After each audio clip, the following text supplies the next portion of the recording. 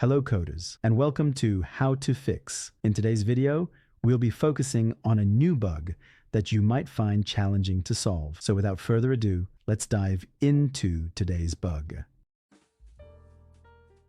Let's now execute code 1 to generate the error and observe the outcome. Now, here's the breakdown and the fix for the issue. Please pause the video to read the explanation. Let's adjust the code now and watch the outcome it yields.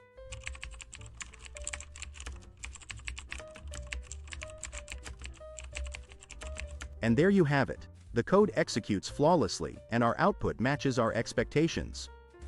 No more error. That concludes today's video. If you found this tutorial useful, be sure to give us a thumbs up and subscribe to our channel for more troubleshooting videos.